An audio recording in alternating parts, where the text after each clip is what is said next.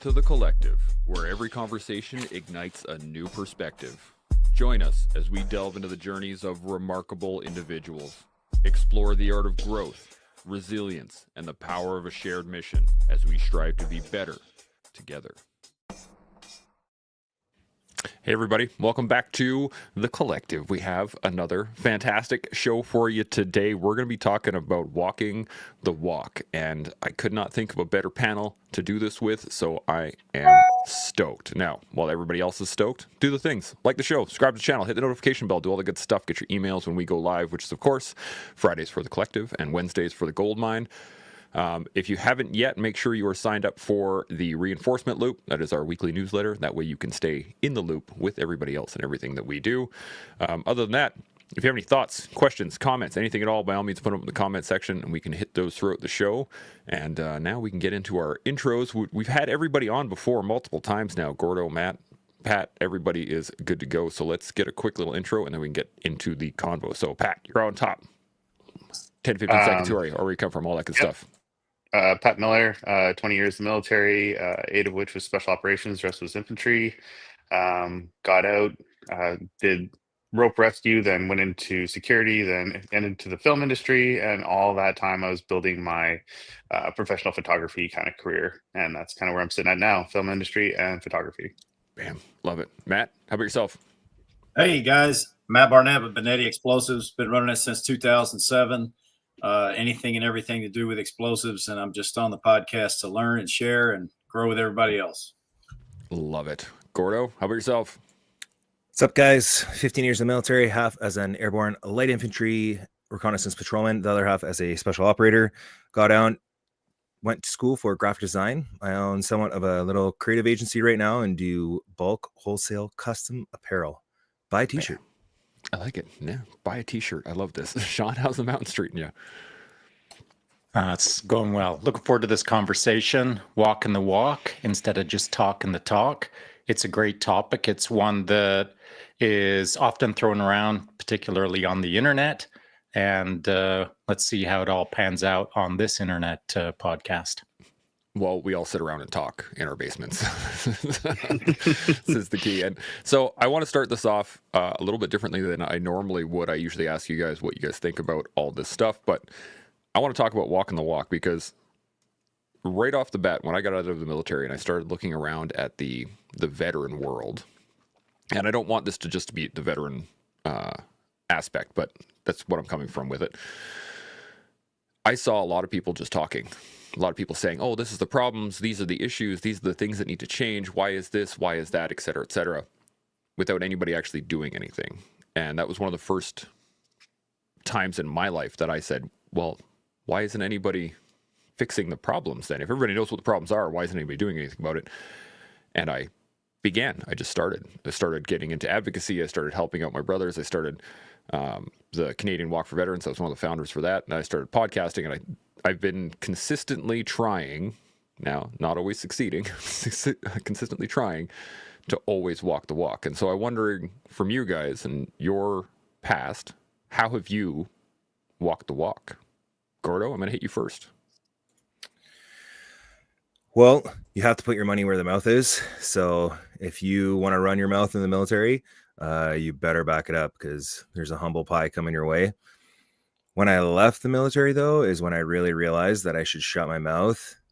And if I want to lead, whether that's in my family, business, or regular life, that it's more effective to show what it is than to spend the time complaining and talking about it.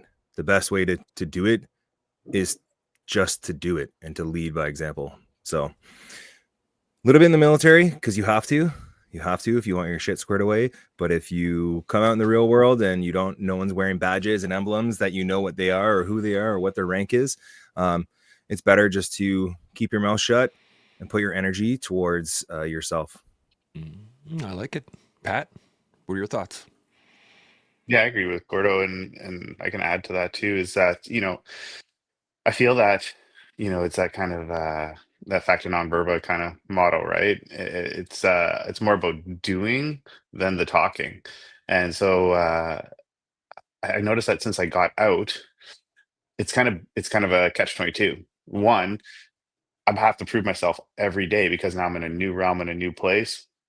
And so I really try to focus on doing and trying to push that yardstick forward and less talking, which, like I said, a catch-22 kind of hurts me because the whole civilian world's only about talking. Like there's so many times, and I went through a bit of a tangent last night looking at other photographers, and I was looking at their profiles, and I'm not trying to be rude here, but I'm like, your substance is garbage and you're just bragging. And I was like, wow, I need to I know that I'm a good photographer, so now I need to talk a bit about that. So it's striking that balance. You know what I mean? I think the walk is always the more important part of the element, though, and I think we all know that. Everybody on this panel knows that.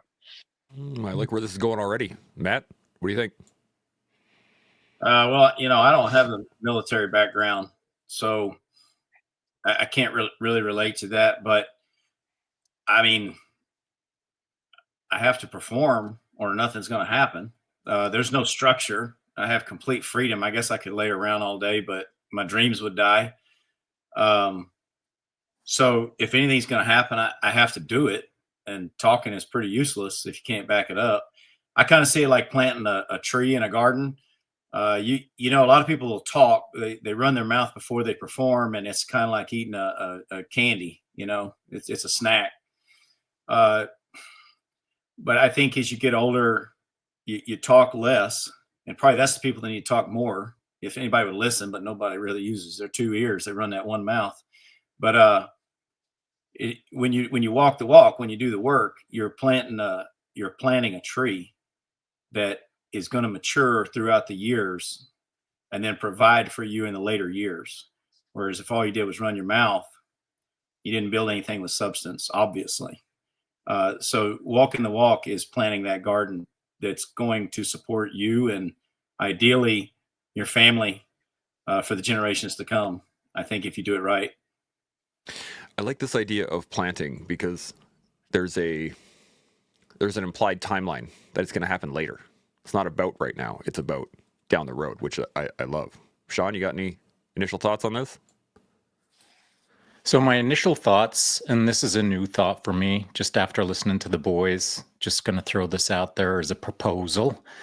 Maybe I was lucky when I was born, the generation that I was born into.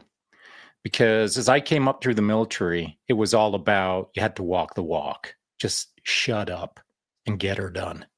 And so by getting her done, you kind of established sort of a reputation or a body of work that was to some degree undeniable.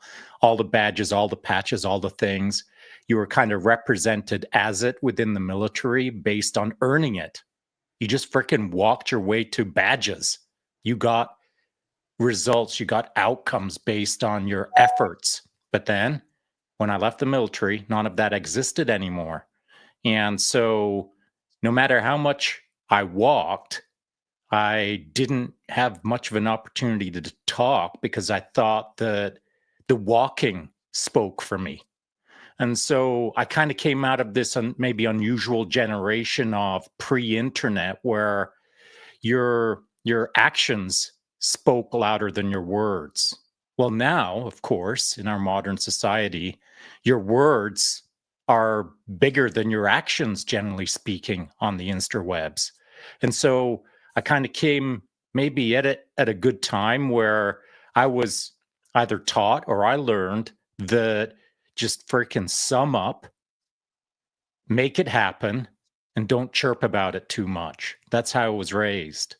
And to some degree, I'm still that way. However, I'm having to, like Pat said, consider tweaking my approach to a degree so that I have to be more verbal about some of the accomplishments or more verbal about how I got from A to Z so that others can kind of not follow in my footsteps, but at least see ways that I did it well and see ways how I did it poorly. And the only way that those lessons can be learned by others through observing my life is by me talking about it. And so, again, like Pat, I might be in that, I feel it's like almost an uncomfortable space where I've done some things that are reasonably notable, but I just don't want to talk about them too much because it feels like braggadocious. And so I don't know if there's a comfortable balance right now for, I'll call it old dogs like me who weren't brought up that way.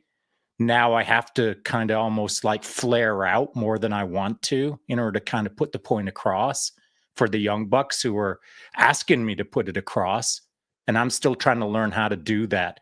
And I think that I don't do it well very much. I'm still trying to learn how to do it better, as it were. So maybe through the course of this conversation, hopefully I'll learn more than a thing or two to get it done right.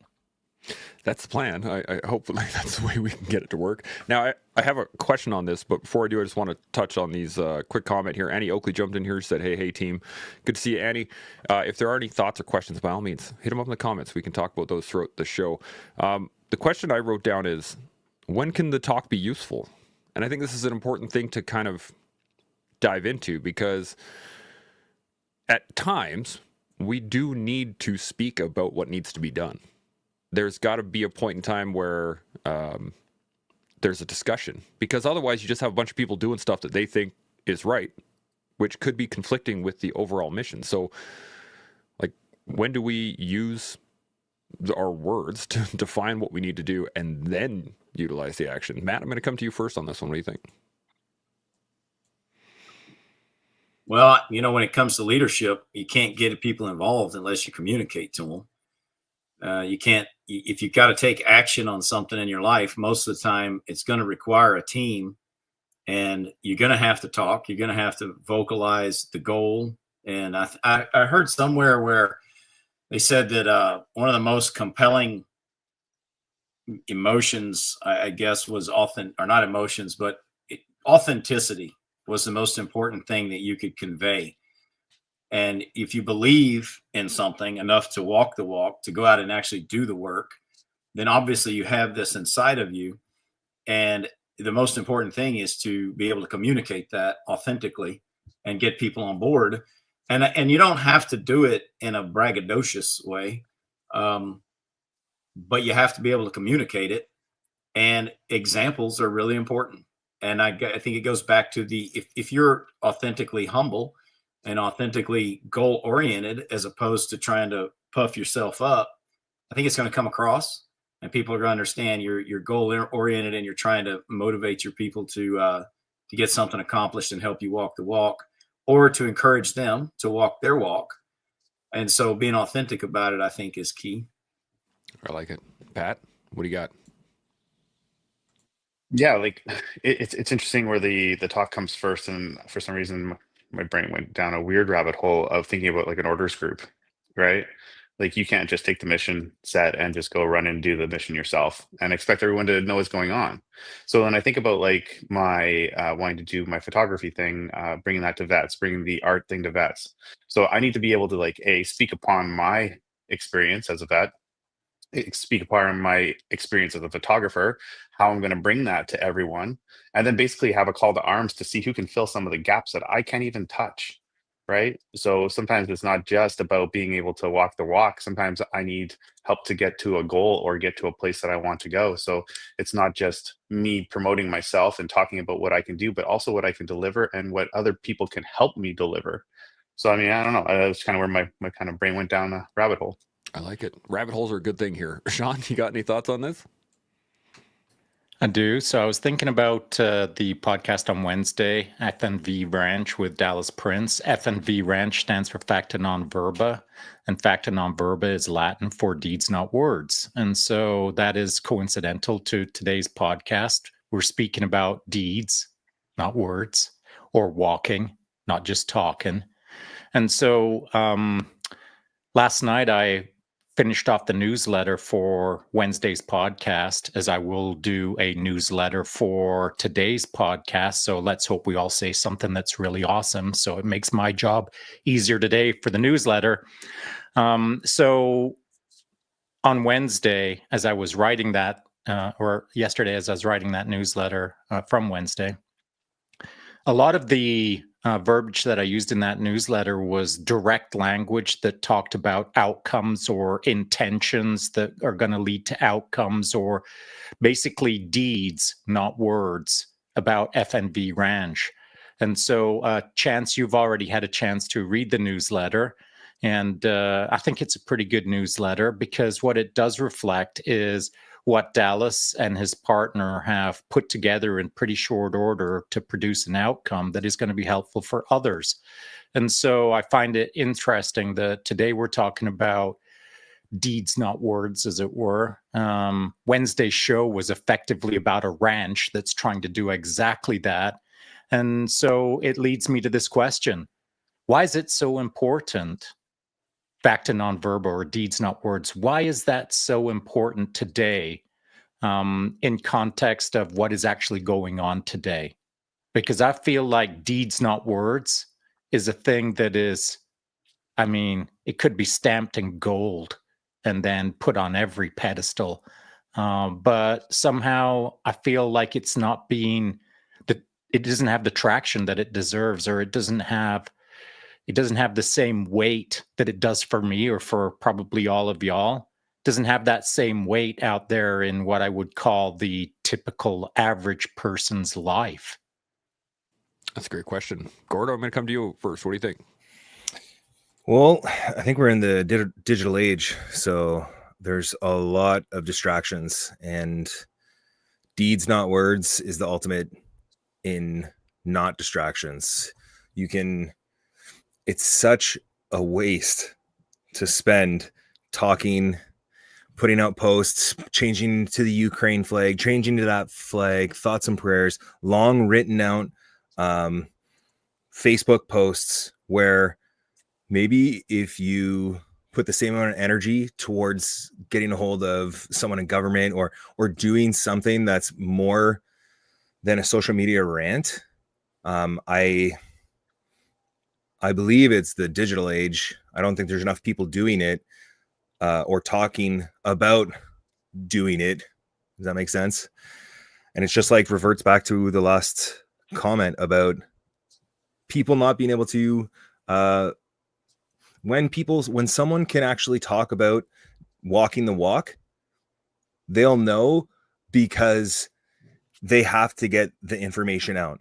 There isn't the same weight going behind the words.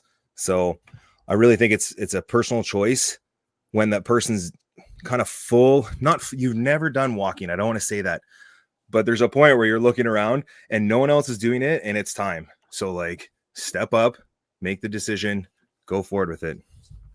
Yeah. That's how I got into advocacy. I was sitting around waiting for this paragon of special forces dude to come down from the hill and be like, "Okay, boys, this is where we're going. Let's fix all the problems." And I realized that the person didn't exist, and I needed to get to work. And it's such a consistent thing, I think, in especially the Western world, where we expect somebody else to do it. There's almost a level of I can't think of the word right now. Matt, you got any thoughts? I saw you giggling. What do you got? I was just laughing about Switzerland. That's where all the grown-ups went. If you get a chance to go to Switzerland, the trains are on time. I mean, everything is perfect. There's not even a candy wrapper on the side of the road in that place. It's perfect. But, I thought about nature when you were talking about sound. Not sound. I was thinking about sound. You were talking about talking versus doing. In nature, sounds lead us to something. So if I hear the frogs chirping, at the end of that sound is an actual frog. If I hear water running and I go there, there's actual water running. And what we have a lot of today are these false sounds. And when you get there, there's actually nothing there. There's a lot of talk. There's a lot of hype. There's a lot of, "Whoa, look at me." But when you so much as poke the illusion, it just evaporates. And nature, you can ask a lot of really deep questions and then go sit and be quiet and look around you, and you're going to see some answers.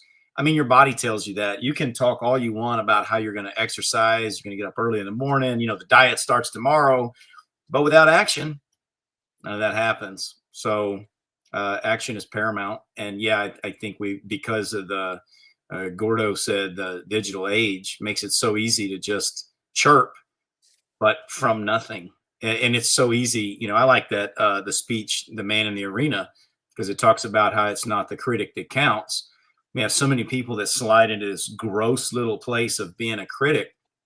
And I think that when they find a day where they reflect on themselves, they're very humbled, and they kind of you want to throw up, because you're like, I don't want to be that guy that's sitting there just pointing, and is never done. And the reason you're pointing is because you're bitter, because you never did. And, but that's where growth starts. From that bitter little seed, you go, oh, I reflected, and I don't want to be that. And so stop running my mouth, start listening, absorbing it, and then put it to action and grow that tree. I love this analogy of sound, because the internet and the digital age is full of sound, but doesn't come from anywhere, right? It comes from our little box in our hand, or it comes from our computer, or it comes from anywhere else. There's nothing to go and poke, as you said. It's just an illusion. I'm digging this a lot. Pat, you got any thoughts? Yeah, it's interesting because the whole talking, walking thing. It's funny because, again, like yesterday, I didn't know that the conversation was going to go this way, and for some reason, I was going through the internet, and I was on Instagram, and the feed just kept coming up with different photographers that were coming up. And of course, there's some that I super respect, and some of them like literally will like punch me in the chest with humility because the imagery is so good. And then on the exact flip side, you have some guy just chirping about, how he's this and how he's that and how he's been doing it and how he's gonna, he's inspiring you to be it as well. And you've been in the game long enough that you're watching the video, poking holes in almost everything that he's saying, seeing through the illusion. But yet I know that there's like people that are either less experienced than me, younger than me, or whatever, and they're eating it up. And I'm like, at what point can we be a little bit critical if we're speaking from a point of experience and knowledge, and start calling some of these dudes out, being like, dude, this is you're like, you're chirping, like you're not even like, we got to do that in the military. Like if a guy was like chirping about something, you had to put your money where your mouth was. You had to, right? And so you were able to call dudes out. And I feel that the internet, we try to like prance around and like tiptoe and not, because if I insult this guy, then I'm going to be opening myself up to insult or whatever. And I find that very frustrating, because if you're walking the walk, it shouldn't matter. Now, there's a piece on this in the accountability side of it, like you're saying, is that within the military, within really, I'm going to say in a lot of employment that has physical aspects to it. And I'm sure, like Matt, with you and the explosive world, if somebody isn't doing things right, it becomes pretty obvious, and you can you can tell pretty fast. I always heard this one thing, that if somebody plays with explosives wrong, you'll always know, right? Because they'll have something wrong. But within the military, if there was an accountability issue, let's say, Pat, I wanted to come up to you and say, hey man, you're not doing it right, sort yourself out. You would have the opportunity to come back at me and be like, well, I believe this is right, and then I can show you. And there might be some sort of engagement at that point, but there isn't any there's no back and forth anymore. It's just one way within the digital age, at least. That's what I see. Sean, you got any thoughts on any of this? So 3 words: integrity, authenticity, and accountability. That's just 3 words that I gathered over the last few minutes. And so let's quickly define those, perhaps. So integrity, that is the internal structure of who you are. So as an example, it's what you believe about yourself. Who you think you are inside, that is your internal construct of what you represent. Your integrity is what you believe you are. Authenticity is the external reflection, or the external delivery, or the external mirroring of that internal structure. So your integrity is internal. Your authenticity is an external push of what that integrity is. And so that representation, that external authentic representation, you can push that hard, or you can try to hold that back. That's completely up to you. But either way, that authenticity is your external representation of who you are. And by the way, that authenticity piece becomes disconnected from the internal integrity piece if you're not paying attention. That's where your ego or your penchant to maybe be too flamboyant or too braggadocious or too flaring out, that's where there can be a disconnect. Irrespective of that, your integrity is who you are inside. Your authenticity is an external reflection of that. And then we have accountability. And so that authenticity piece is often controlled by either A, you being accountable to yourself and keeping it in check, keeping things tight, running a good program, or B, your brohemos leaning in and saying, dude, stop chirping so hard, which is precisely what happened in the military. So in your integral self and your external reflection of who you are in the military was often held accountable in real time. But that is not the case now, of course, in this digital world. So where these three words can go wrong in the digital world, of course, is the integrity aspect is most people don't know who they are inside. They've never taken the time to deeply reflect or be accountable or define themselves. This is what I'm all about. And then, of course, the authenticity piece can't happen because they don't know themselves. More often than not, what they are reflecting is a avatar version of someone they want to be. Maybe they believe that The Rock or Jason Statham or freaking Robert Downey Jr. is like the peak alpha male, and that's what they want to be. And therefore, you now have a person who, on the digital world, thinks that their authenticity is being mirrored or modeled after an artificial avatar. And then, of course, the accountability piece. None of their friends are saying, dude, just because you've got blue glasses doesn't mean that you're Robert Downey Jr. And so, like, no one's holding anyone accountable. And so I think that in our digital world, it is far easier to get away with, to some degree, bloody murder than it certainly was in the military, where the guy to your left and right would just look at you with a not quite stink eye, but give you a little bit of side eye and say, put it in check. That's how I see things. I'm digging it. Gordo, you want to respond to the blue glasses? 2025, man. You can do whatever you want. I thought it's interesting to think of in the military. It's like it didn't matter who he was or what type of person he was. Was he a nerd? Was he like a POS to his wife? There's so many different characters you find, but it didn't really matter if he wasn't a shitbag, obviously, but if he could soldier really well and handle his business, then it was like when it was work time, it was work time. And I find it interesting that that there is no talking. There actually is no talking at all. If anything, you probably don't like that person and how they run their life. But when it's time for work, everybody's in a line doing the same thing. That's all I got to say. All right. Well, in the spirit of accountability, I'm going to say at once we got to keep the language tight there, Gordo. Damn it. Pat, you got any thoughts on this? Yeah, no, I mean, I agree with both Sean and Gordo on some of these points. And I really like what Sean was saying about those three kind of pillars of that existence of self, because if they are disconnected, then it's not, it means nothing. And where that starts is the walk, right? Where that starts is the walk. Even just doing simple things like, like that simple video of that naval guy talking about making your bed, the Navy SEAL commander there, making your bed every day, right? Admiral McRaven. Thank you. Yes. And so he, just picking something and doing it to a high level of, I won't say perfection, but a high standard, and living something like that, that starts to allow you to start to talk a talk. You know what I mean? Like I just have a hard time with people talking the talk that haven't walked any walk.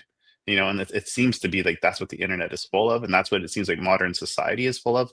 I walk onto film sets and I just listen to like some people, and I don't know, I'm just trying not to sit here and chirp and bash, but like you take someone that's a props master, and you've been hired as a military advisor on a show. And they're like, well, we really don't need you here because I've watched enough stuff and did enough internet research to know what we're doing. And it's like, oh, okay, cool. Like, I respect your job. Your job is to hand out props and to make sure a person has the right watch on and the right thing is in the scene. Let me do my job. You know what I mean? Like, don't come in here like that. Anyways, I guess it's an interesting topic because I guess I've been so, sparked up by watching some Instagram lately. Instagram's horrible for it too. It's really bad. There's so much on there that is just, it's just fluff. Matt, you got any thoughts? Yeah. I mean, my frame of reference is always entrepreneurism, you know, and running a business, making money. And if you don't walk the walk, bank account kind of goes flat. If you run your mouth too much and it's perceived the wrong way, it also can go flat. So it's better just to be quiet and do your job. And then the success of the job will speak for itself. When I was a little kid, my parents always said that your horn is louder when somebody else toots it, you know, instead of you run around blowing your own horn when other people are singing your praises over the things that you physically did, it goes a lot further. And that's, I mean, we all know this stuff. It's like the word of mouth for a business is always the best thing, because somebody who has nothing to gain is telling their friend, you need to go with this service because it delivers. And that's far better than me standing on a commercial, you know, like Baby Billy saying I make zero, zilch, nada. But we all know the guys there, you know, make a killing, right? So it's far better when you have people that are singing praises off of something that you did. So when we talk about this internet age, with all the people out there squawking and tooting their own horn, I guess, you know, you can put these words into action. And for the listeners out there that are listening, they'd have to understand that all of this yakking that we're doing on this podcast can be boiled down to a choice that they make to put their life into action. And they have to determine what that is. It's a grand adventure, actually, because you get to decide, what do you want to do with your life? What do you want to create? And I can only speak from my experience, but it was build a business that would take care of me, to allow me on a Friday at, you know, 1:30 my time to sit for 2 hours and talk to some stranger dudes, you know. If you don't take matters into your own hands and create a life that's yours, you can't do things like that. And that's just the tip of the iceberg. So the action is paramount. And if you're not in the military, where you have guys that, you know, from what you guys are saying, like they'll call you out right there on the spot, to make it in the non-military world requires a lot of self-starting and discipline, because if you don't, no one else is there. No one's coming. No one's even going to look at you and say, bro, what are you doing? You know, step up. Your bank account's just going to dwindle. And next thing you know, you're falling into a pit of depression. That pit is, it's very hard to dig out of. A lot of times we start to dig down, and then you have somebody yelling at you from the top side saying, dig up, stupid. And then you're like, what? I don't understand. There's a lot to this. Now, I have a couple comments I want to touch on real quick here. Dan C jumped in here and said, "It's so true. I've done many things in my life, more than most people, but if someone asks, I will talk about it. But I feel like old Grandpa Simpson talking on the hill." And there is something to this, and I want to touch back onto this real quick. Dave Curvin jumped in on the Instagram side, said, "No questions so far or much to add to this, but I'm digging this conversation. I will add this, though. At least once per week, I say this to our son. Never pass a fault. If you pass something in the house that needs to be picked up or put away, pick it up or put it away. Don't wait for someone else to do it." And I love that point of don't wait for someone else to do it, because there's no one else. You're there. Freaking do it right there. Like it's yours. Now, I have a question I wrote down a little bit earlier. There is an old saying, right? The pen is mightier than the sword, which can infer that, you know, talking about something or writing about something or delivering information can be more beneficial than the sword, which is more along the lines of the action, the brute force that it requires to do it. And I want to get your guys' take on it. The pen or the sword? Sean, I'm going to start with you. What do you think? Oh boy. Buckle up, because this is a pet peeve of mine. It's a big subject that I could really chew on like a dog on a bone for at least half an hour. So I'm going to really limit myself and not get too chippy. We got a couple hours. Give her. No, I'll hold off, because I know the fellas probably want to throw in their 2 cents of chippiness. So I will say this: the pen is mightier than the sword in some instances. Of course, the sword is mightier than the pen in some instances. relevant to this topic at hand, this modern age that we're in right now, the penchant is to reach for the pen before they know where a sword is or even what a sword looks like. And so recently, I'll say a couple of months ago, I follow a guy on Instagram, and he's kind of a big deal. He's got a lot of followers. Every day he puts up something that is quote unquote wisdom. And I just see him as an academic who has laid claim to some, from my perspective, not particularly impressive things, but to his followers, they seem impressive, and that's cool. I'm not throwing the guy under the bus for that.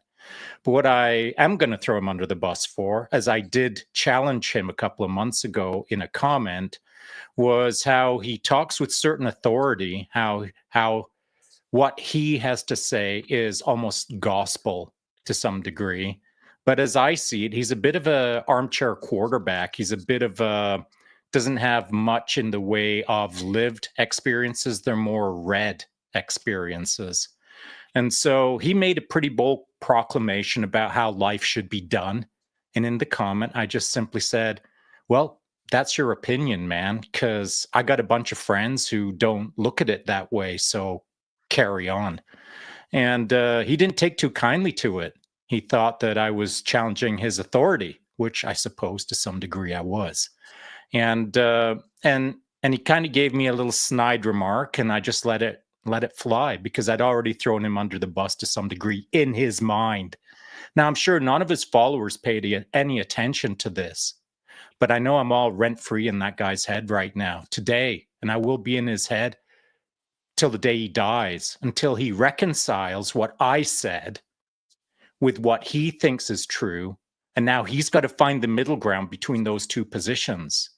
He's got to look at my perspective that's all rent-free in his head and his opinion, which is based on academia, and find some real world truth for him, probably again somewhere in the middle. So the talking and the walking, these things are going to go on forever and a day in our lives. There's always going to be people that do both or neither. But I got no problems with stepping up and maybe even poking someone in the chest and saying, hey, man, that's just not the way it is. At least from my perspective, defend yourself and see where that goes. I think that honestly, in today's age, there's so much weak disinformation out there that guys like us, and I'm not saying we represent mankind or we represent alpha males or anything. I'm not saying we represent anything other than ourselves. There are times when we are supposed to not turn a blind eye to some of the nonsense that goes on the internet. For yourself as an example, Pat, if someone is like getting under your skin, you're a smart enough guy that you can throw a little sideways jab, little jab cross hook, maybe a little elbow smash to kind of set the record straight, and maybe not set their record straight or your record straight, but we'll call it a common record that should promote some sort of further thought, not only between you and him, but people who are paying attention to the details that are on the sidelines.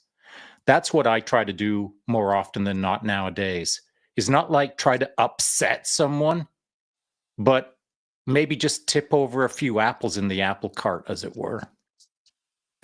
Yeah, Sean had just flipped the whole apple cart on his own. Yeah, I don't feel bad now about the blue glasses and the picking on. He's just out bullied on the internet. Pat, you got any thoughts on any of this? Yeah, it's the pen and the sword. Like, to me, I think the pen is much mightier than the sword if someone has bared a sword at some point. Because I think a lot of people think that, academia and education, that equals the pen, you know what I mean? And then writing something or writing a policy or writing a rule or writing a technique or writing a book on something or having an opinion on something without living it, without going back to walking the walk, like, your pen's useless to me. I won't say useless. There is people that are very good at segmenting information and making it more learnable for others. And those people are good, right? Like if you can't do teach, I mean, I don't want to throw it under that thing because I love teaching, but you know what I mean? It's kind of one of those things. When you have some, you know, skin in the game, you've lived the life. When you talk about, say, peace and you've been to war, well, I'm going to respect your opinion a lot more, and I think it's going to have a lot more weight, right? If you are a we'll say a wildlife photographer that like literally puts yourself in the field for days to weeks living in a blind and just having a, you know, a jet boil, and you're taking these shots and you're telling people how to, you know, take wildlife shots, then I'm going to listen to you, right? So I think walk the walk is part of that pen analogy, right? I like that. Although, what if I'm wandering around the city taking pictures of pigeons and then talk about wildlife? Gordo, you got any thoughts Well, at on it? least taking pictures. So. Yeah, right. What do you got, Gordo? Wildlife. Yeah, I guess because we are in a weird digital age where the pen is the keyboard and sometimes writing. So a lot of this is when you asked me what I wanted this episode, what I thought for this episode, I was like, yeah, walking over talking, because I'm tired. Like I'm tired of asking for money to go do stuff for veterans to get them help, alternative therapies, all sorts, put it on expositions. Like the pen in this instance, I think we're just talking on the internet crap, right? Not actually, or the LinkedIn posts that are just like how you're going to solve it and everything else. And it's consistent. That's, which is good. But like, yo, homie, I need you to go engage at a government level or go engage at some sort of level to make some effective change other than just saying this out loud. And the guys that are walking it, it's hard to balance all this stuff, to have a job and then do advocacy work and then try to show people the advocacy work on social media and present in a certain way. It's a lot. I haven't quite figured it out yet, and it's hard to do both. So the action, for sure, go do it. That means actually sending the email to your government person or whoever you're trying to engage with. That to me is still the sword. But if you're going to use the pen, like, please, can you just address your notes or your ramblings or thoughts to someone in some sort of position of power, and eventually maybe they'll listen to you. Yeah, there, especially in the advocacy world where people are ranting quite a bit on social media to the ether, right? Like they're just yelling at the clouds at that point. It doesn't really. It's a lot. There's a lot of time spent on it, and I'm just like, okay, I get it, but there are other things and more important stuff. You're just changing your profile picture, man. I need you to help all the veterans who are in the space trying to get stuff better. We need your help. So all the voices, when I go to people, it sucks so bad when I go to people and I ask for help and they're so interested. And then they're like, oh, I'm not educated enough on this, so I'm out. And it's like, yeah, but you say you support the troops and that's what we're trying to do here. And you're saying, I don't have enough education. It's like, well, maybe you should get educated on it. Or maybe someone who's closer to them just warms it up, because that's the thing is it's like, there's a lot of people who are very skeptical of all these alternative therapies. But if we as a group, if everyone's chanting together, like, hey, let's make a difference, let's change. Have you heard about this? Have you heard about that? Instead, it's just posts about not that. Ugh. Yeah, it's aggravating. Sean, you got a thought? I do want to jump in, and I want to use Gordo as a good example. I mean, now that we've moved beyond the blue glasses, I just want to say that time and consistency is key to this conversation now. So again, using Gordo, I recall a time when Gordo first came on the podcast and he didn't have a great looking backdrop. Now it looks freaking squared away, good to go, pro. And so I also remember a time when Gordo showed up and he wasn't that like magnificent in front of a microphone. Well, now he's squared away and he's like a seasoned pro. And so I've seen Gordo evolve in this space because he's been consistent in his engagement. He's been leaning into the process of becoming the guy he needs to become in order to do the things that he's doing. He wasn't that at one time. Well, now he is, and that took time. And so, Gordo, this is specifically for you. Like, I know you're the kind of guy who sets a hellacious pace to try to get the outcomes that you want, not just for yourself, but more importantly for others. Like, you've set a pace, and it's not meeting your expectations. but that's not on you. That's the system that you're pushing up against. You're doing your part, as I've seen you do your part ever since we first bumped into you. And so don't beat yourself up too hard that things aren't playing out the way that you had wanted them to. That's the system. That ain't you.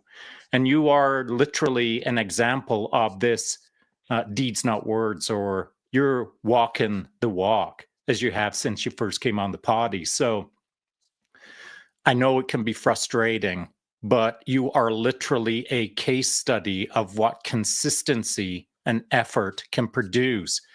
But it's easy to lose sight of it when you're in the grind on the daily. It's easy for the frustrations to kind of erode your sense of I'm doing good here.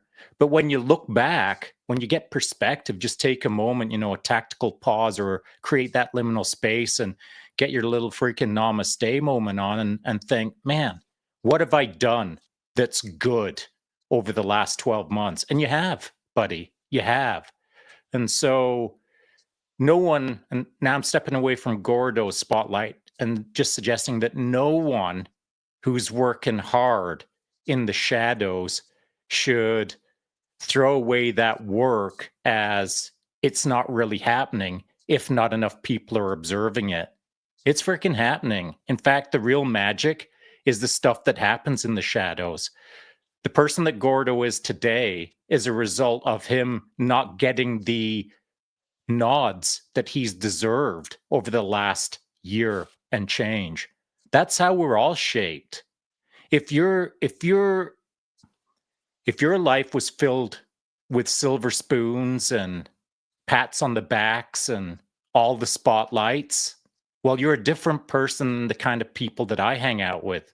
The kind of people that I hang out with work like dogs, rarely ever hear applause, and kick that ass.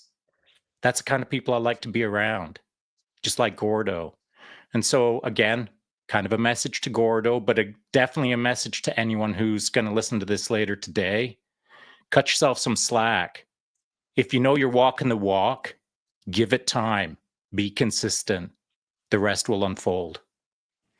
It's a beautiful point, and it's the other side of the coin when it comes to the military, a depreciation and things like that for the military, but also accountability.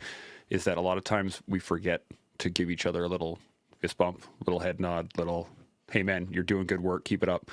And I think we need to do more of that for sure. Matt, you got any thoughts on pen versus sword?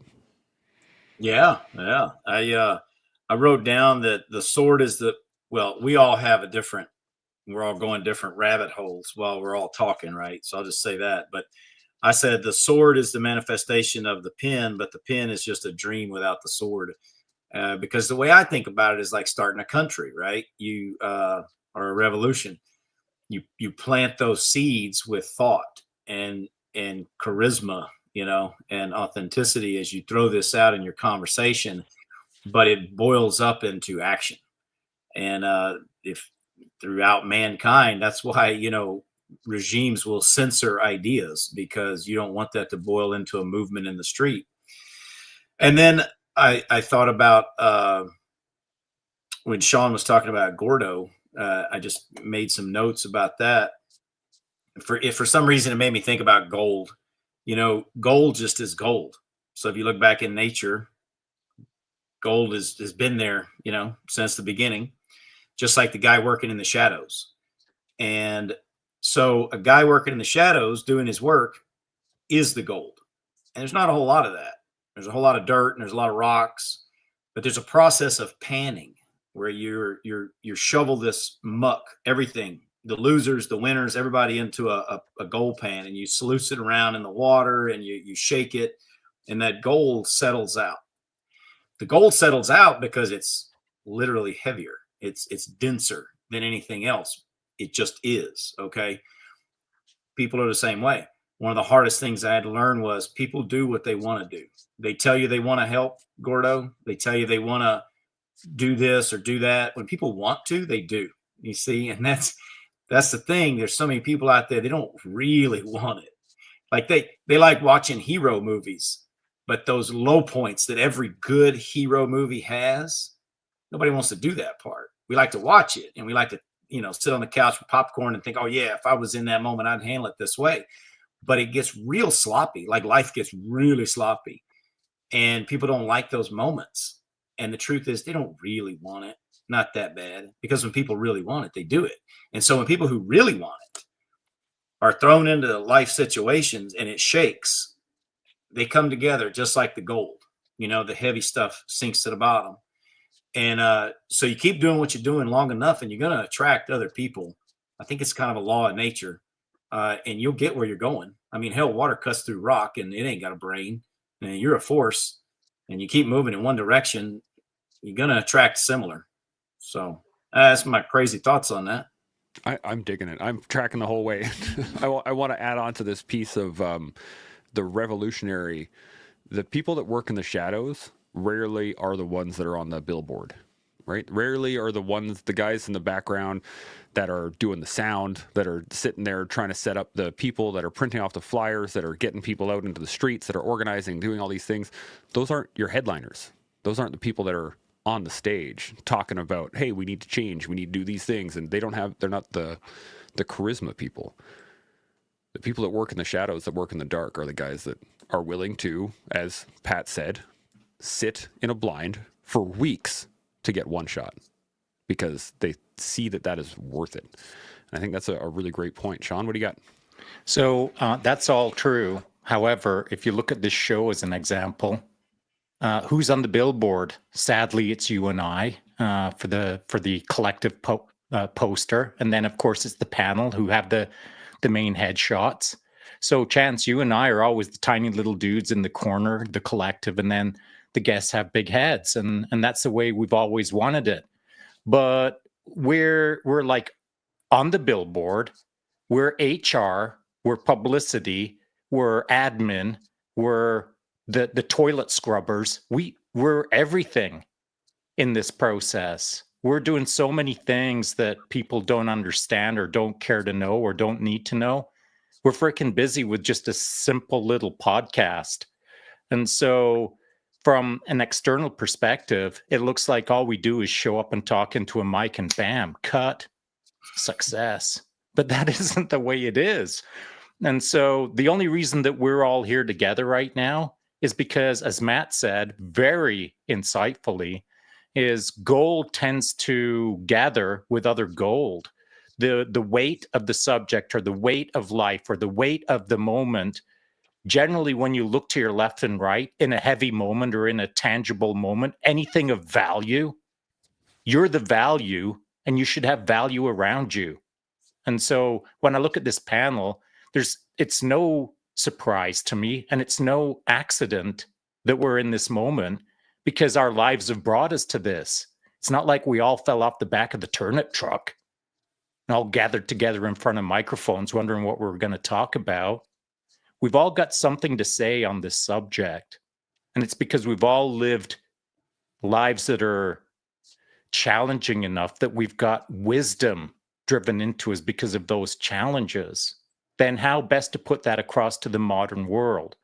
Well, using Matt as an example, we sometimes in this podcast defer to the military, but as Matt has stated before, he didn't serve in the military. But I made the mistake of, in the last podcast that Matt was on, referring to him almost like he was a veteran, because he thinks so much and talks so much and acts so much like someone who I respect as a veteran that I kind of deferred to him as a veteran.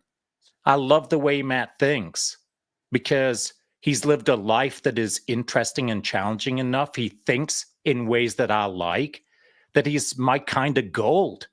But he didn't come up like Pat or Gordo or Chance or I did. He came up in a different system that created the same kind of man to some degree. And so when we're in this show, I know people will look at the guests and think, yeah, but Pat, he's a professional photographer and he was in Kansoff Common. I'll never be able to do that. I freaking disagree, man. Because we're all just simple examples of what's possible. We've created it for sure. We blood, sweat, and teared it for sure. But we're just simple examples of what many could do with their lives if they chose to freaking walk the walk. But it all gets derailed. Matt wouldn't be in this panel right now if Matt was just a chirper, but he ain't. And when he does chirp, it's words that count. It's words that have like flecks of gold in them. And so this is the point in the podcast where I want everyone to understand as listeners that irrespective of what your background was or is, it's who you are today and what you want for your tomorrow. That's the walk. It's a beautiful point. Matt, you got any thoughts on that? Well, thank you. I appreciate that. My dad served in the military and a lot of my family members did. And it wasn't the direction I chose. I really had a love for chemistry and I focused on that. But I've always, the military mind just works. It gets results. I mean, from the beginning of time, ever since there was man, the military, it was the sword, of the pen. The pen got it going, but it was the sword that marched through.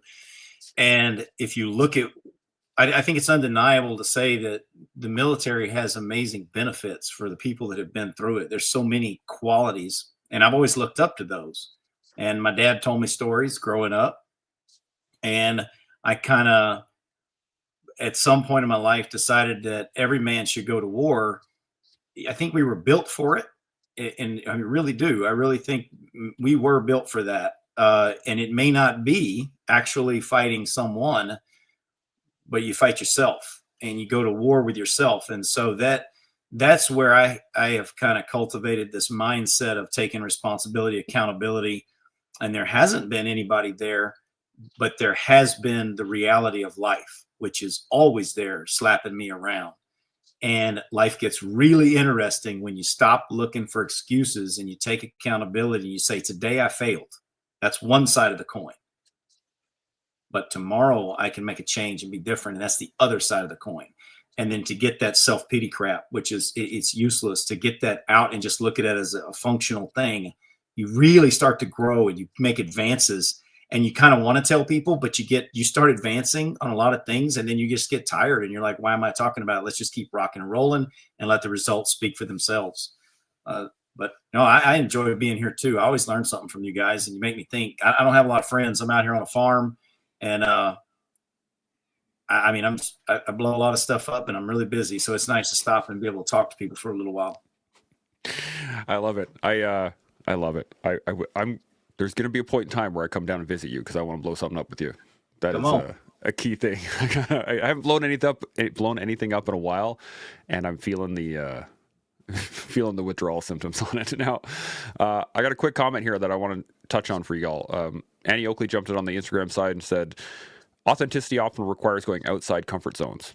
Would you speak to having courage to step outside the comfort zones to achieve / model authenticity? And I think this goes into kind of what we're talking about, in that, your original integrity, the thing that you believe in, who you are, that is, as Sean said earlier, that is the authenticity. That's the external authenticity is the external reflection of that. But let's get some thoughts on it. Pat, I'm going to come to you first. What do you think? Interesting. I don't know how to formulate words on this particular thing, because like authenticity, it comes from the inside. It has to come from the walk that you've walked, right? And I guess I'll kind of use that to kind of swing back a bit to accountability. I think one of the things that we've been lucky to have in all the people on this panel is unforgiving accountability, meaning that if you screw up, you could hurt yourself or others. Right. And so I think that keeps us in check when it comes to just everyday life, because it's the contrast of such extreme, possibilities makes us think about like regular life in a completely different way. Just my opinion. And so that also builds on your integrity, your accountability. So therefore your authenticity comes from those two things, I think. Right. Because it keeps you, there's a checks and balances kind of system there. If But it depends if you're that type of person. Like, are you an introvert, extrovert? Can you actually portray your authenticity when it comes to our new digital world, and how to market ourselves and talk about ourselves and things like that? Because like I guess I keep coming back to that whole digital presentation, because that's what our world is today, right? Like, if anybody has met me or hung out with me, or talked one-on-one, my authenticity is quite clear, right? But when it comes to, like, being, whatever it is, like my Instagram, or going out trying to get jobs or tasks, or getting onto a show, it's a whole different thing. Yeah, I love this. Gordo, what are you thinking? Yeah, so I'll give you an example that I think just doing the thing that you said is stepping outside of your comfort zone is enough to be authentic. That is being authentic. We're like, this is not something I normally do, and then you go out and you do that. Hey, that's good enough. Next time you go out, a little bit more.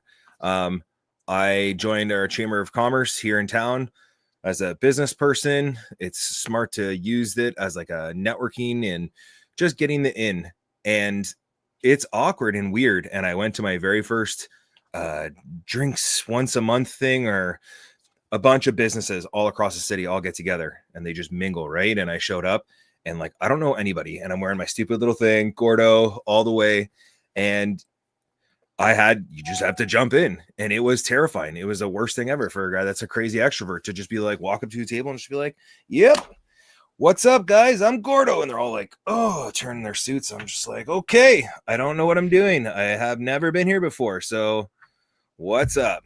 And using that vulnerability will actually help so much more, not only in authenticity, but in the fact of like ingratiating yourself to someone. But that happens with the vulnerability. So stepping outside of your comfort zone is scary. Admit that it's scary. And that's what we don't see a lot of, is people saying, man, I don't know what I'm doing. I don't, but I'm trying. It's always just this curtailed, perfect, like, oh, I went and did this and did that. Like, just tell the truth. I put out a post a little while ago about practice makes progress, right? And that's what it's all about. You just suck for a while. And that's there's a cartoon I watched a long time ago that stated that sucking at something is the first step to getting really good at something. But you have to be authentically vulnerable in those moments. It's 100% true. Matt, you got any thoughts? Yeah, I mean, the two guys said it, about just admitting that you're nervous and scared. I actually, I get nervous a lot. I've been having a good education on stress the past few years, like some good stress, and having to deal with it. And I thank God for it, because if I wasn't having that, I wouldn't want to watch my own movie. If you're not having those days where you're sweating blood, at least a few of them, what are you doing? I mean, at the end of the day, I want to have a movie worth watching. And so that's the encouragement I would give to somebody who is stepping out of your comfort zone. Say, while it may be uncomfortable, it really sucks when you lay in bed all day. And if your whole life is laying in bed all day, that's not where I want to end up. And again, nature shows us this. If you exercise, you work out, and you have a little break, a little water break, or maybe you have a little coffee, it really hits just right. But if you just sit around and drink all the time and have coffee and lay around, it's nothing. It's like laying in bed until noon. It just sucks. You feel like crap. So that's what I would say is authenticity, stepping out there, being scared, and doing it anyway. Yeah, that's the jewels of life. And as far as Instagram goes,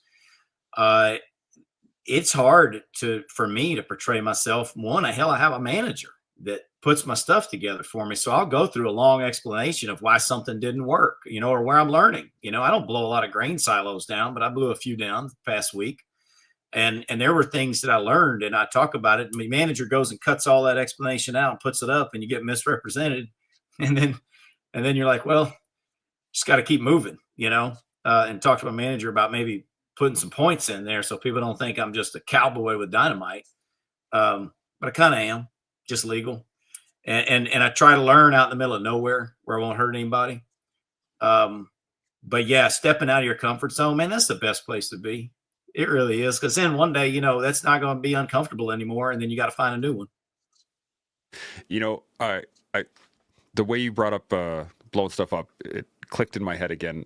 Just the amount of work that goes into a quarter of a second of an explosion, right? The explosion's cool. Everyone loves it. Like, yeah, woo, awesome. Yeah. But when you're sitting there frapping charges for hours and hours and hours and hours, like no one sees all the back work that goes into that. And it's such a great thought here. Sean, you got any points?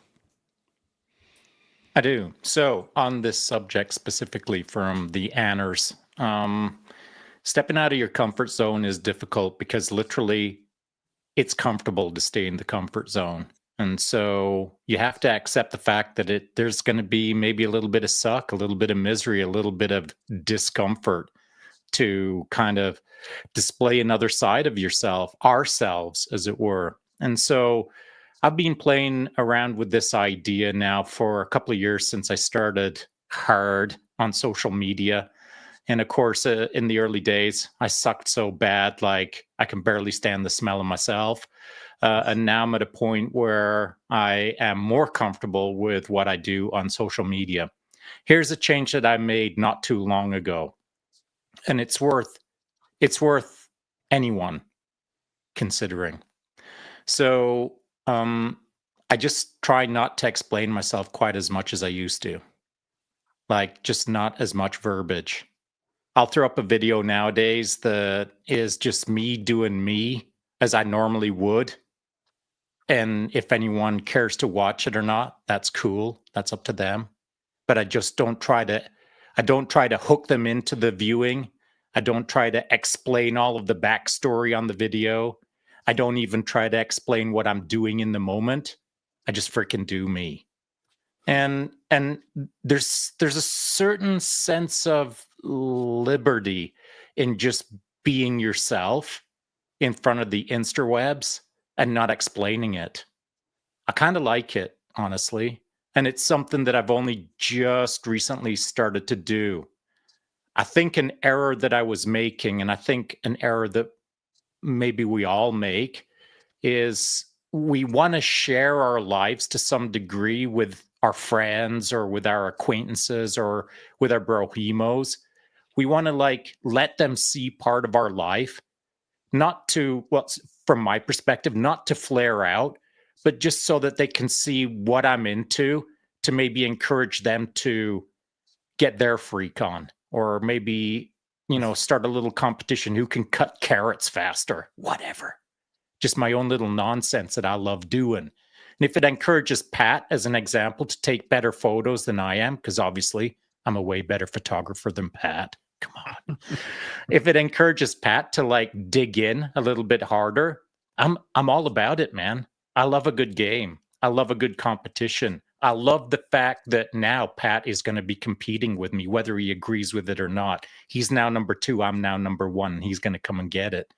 I love playing this game with my friends or with the internet, but I think how I've done it poorly in the past is I've tried to explain all the rules and conditions. I've tried to explain what my video is all about, all my thoughts about the video. And so now I'm just kind of summing up, putting it out there, and just letting it dangle. The big old carrot dangling in front of Pat's nose. And so I think it's a newish way for me now to just enjoy doing what I'm doing without sweating the details. Yeah, I've been digging it, actually. I love seeing just splitting bananas on your captions and stuff. It's great. You don't even have to dive into it too much. Now, I got a few comments I want to touch on because we've been getting some good ones here. Tommy Guitar jumped in here earlier, said, coming off humble will make others way more happy to help with whatever it is. So maybe, Gordo, maybe that's your problem. You're not quite humble enough. Just saying. And then we got Dan C jumped in here. He said, practice also makes permanent if you're doing it wrong. And that's a good point, because if you are practicing improperly, you're going to set some pretty bad precedences. See this guy, Talk a Truck, jumped in here and said, comfort is where hopes and dreams go to die. Always evolving is the only path. And I actually want to talk to you, I'm going to come back to this one because I want to touch on this a little bit. Johnny Bravo jumped in here. He said, I want to blow stuff up too, which absolutely, Johnny, maybe you and I can go down and visit Matt. I want to go back to this real quick. Always evolving is the only path. Do you guys think that's accurate? Do you think, or is there a time where you do need to settle back for a second, reflect, figure out where you are, and then push off again? What do you guys think? I'm going to start with Sean on this one. Well, I agree with the spirit of the message. I think that he's right, generally speaking, that, that's what you should be seeking is evolution. But that's not the way life works. In fact, today I might go backwards 2 steps, 3 steps, 12 steps in order to go forward 2 steps tomorrow, as it were. And so I wouldn't have it any other way, though. Be careful for anyone who's listening that I'm not that interested in being successful on the daily. I pursue failures on the daily. The failures are what provides my outcomes. My outcomes, if we call those successes, I'll only notice those every month or two when I look back and think, that wasn't bad. We kind of did some good there. That was okay. And so every day I'm not looking for another glorious win. Every day I'm trying to create another glorious failure. But that failure takes me in the direction that I like to go, and that is towards evolution. So the evolutionary process is not something that just seamlessly unfolds in front of our noses. Evolution requires many things, but certainly one of the biggest ingredients is massive amounts of failure. Massive amounts of failure. Pat, you got any thoughts? Of course, yeah. Like the whole comfort zone thing is super important. I'm sure that everybody's kind of experienced like a book like this or something like that. But I remember a selection process where there was a book, and basically it was about survival, and it was about a down pilot in Vietnam. And one of the biggest things that he talked about is how the body always wants to go back to comfort. And I thought it was such an interesting thing to have when you're in a selection to read this particular book, parts of it, because basically the whole time it's talking about how the only thing that we really want to be is like, rested, fed, and warm. If we can get those at least down, then we're happy, right?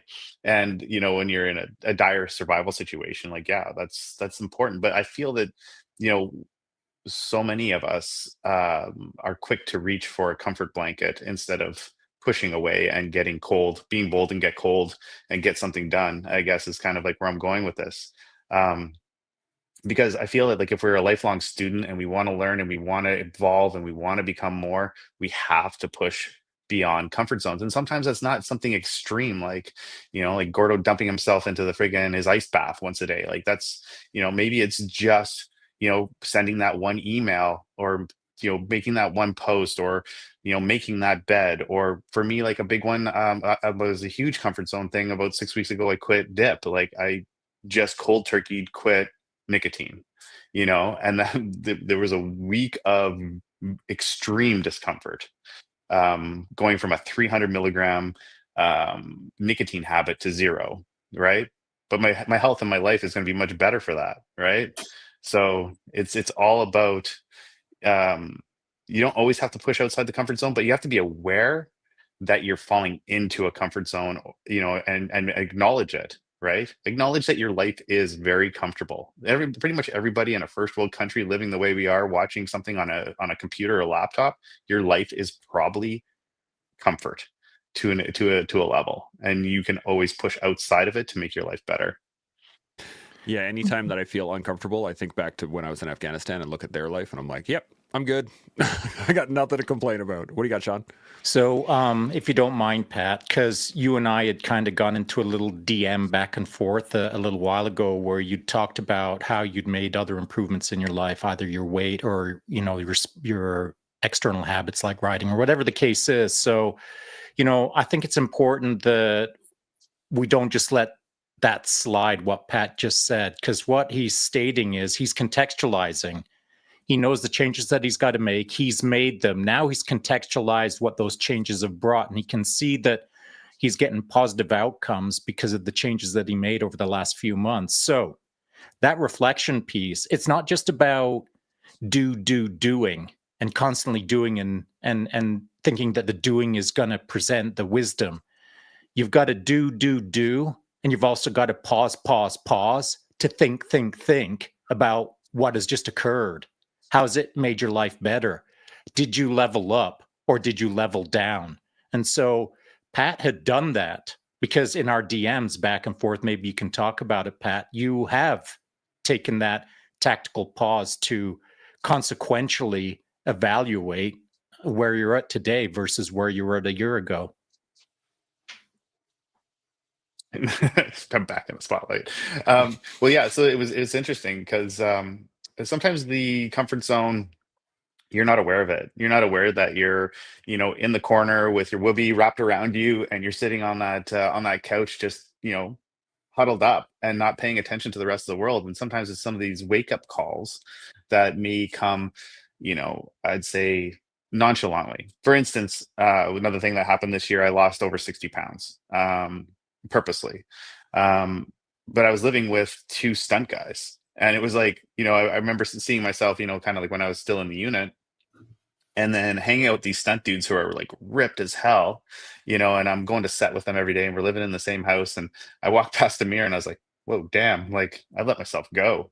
Right. So I went like full out. I went carnivore, 1 meal a day, fasting, the whole bit, and purposely lost that weight. But at the time I was sitting there with that whoopee on, like, my life is fine, my life is good, my life is great.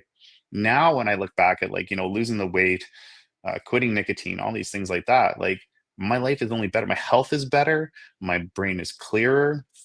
Plus it's a huge boost to be able to complete something like that. Once you've completed something like that, put that discipline in and actually completed it to the end, you're kind of like, you can look back on it and be like, it sucked, but look how much better my life is. Like, I don't know much more to say about that. Love it. I love it. Gordo, you got any thoughts? Yeah, kind of like what Maddie said. I want to die like Grandpappy's old leather mitt played baseball with. You know what I mean? Weathered, been like years, wrinkles, it's still buttery soft. I want all the wrinkles. I want all the experiences, and that doesn't come from comfort. Doesn't come from comfort. And the taste of victory, whatever that is that you accomplish, man, it is like the journey is the way, like that. Because it's so hard, when you get there, it feels so good. Nothing that's given to you feels the same way. I think in a different light to look at this, though, is that social media, the digital age, and because it's all talking, sometimes it's actually hard, and it doesn't make you feel good, because I'm not walking the walk in like every aspect of my life, we'll say. So I've had a bunch of surgery since leaving the military, and it's like I haven't been able to bench press in like 3 years. I had elbow surgery in December, and I'm working my way back, but I know what my capabilities are. And then on top of that, I have the whole internet like screaming at me to carry the boats, and I'm still kicking ass in life, but there's certain things that I don't have the abilities, and that's with the transition, that I once had. And it's hard to get out from that. And after everything I've done, all the cool guy stuff and blah, blah, blah, blah, blah, I still feel pressure where I'm just like, oh my God, dude, can I get like a break? Like, I'm working my ass off over here, and it's not, and I am walking, but I'm not, it's dangerous. I find social media, and that's coming from me, where I'm like, whoa, there's a lot of pressure here. And then even self-induced pressure of like, I am the special forces guy, blah, blah, blah, blah, blah. So I have to be a certain way. And it's like, well, shit, that ain't life, man. That's not real life. And it's hard. Yeah, it is. Matt, you got any thoughts? Yeah. With comfort is where hopes and dreams go to die. Well, discomfort's where they're born. You might say that you don't know when you're in comfort, how it sneaks up on you, but you sure as heck know when you ain't. I remember I had to do a job for Mr. Beast, that YouTube guy, and he wanted a big explosion. So I had to set this explosion up, and I told him I needed I said, hey, I need like 2-3 hours of setup time and daylight, and it's going to take a lot to put this together. But if you ever work with film production, what ends up happening is it's 2 o'clock in the morning and you got 30 minutes to set it up, right? But I went ahead anyway, and they had actually caught the place on fire, and the fire wasn't completely out. And I said, so I can't put any gasoline on this shot, so you're not going to get a big fireball because you still got sparks over there. And I'm putting explosives on here because the fire department was there and they wetted the whole thing down. I said, but I ain't breaking the gasoline out. I said, because those fumes can crawl. And of course, they didn't get the effect they wanted. And, you know, I actually was sitting in the turret of a Sherman tank real close to this thing, and I would fire from inside that Sherman tank. That was the only place that'd be safe enough to protect me from that blast. But my crew was back there in the bunker with the film crew, and they said they were, you know, they heard them talking. Why is it taking him so long? All he's got to do is just put a bomb on there. You know, what's going on? And then when it didn't work, oh, I thought he knew what he was doing. You know, that the critics were just abounding back there. And, you know, inside that turret of that tank, they had these floodlights shining on me. So I was out front and center in that tank. Everything's failing. A lot of money sitting there looking at me. And I looked around at the guy that was on the other side of the breach in that turret. And I said, you know, a lot of old boys had a lot worse days in this tank than failing for some YouTube dude. And just to put it in perspective, you know, because you got to bring it back in to focus. But I remember thinking, what a great experience. You know, I mean, it ended up working out, right? They realized, hey, we can't have a fire on set. We're going to let the explosive guy have 2 hours, 3 hours to set up his shot. And then, you know, I gave him the shot they wanted. But my son was there, and I said, man, buddy, you know, he got to watch me work. I said, I'm sorry you saw your dad fail like that in front of everybody. He said, man, Dad, he said, that was pretty cool. He said, I got to watch my dad fail that big.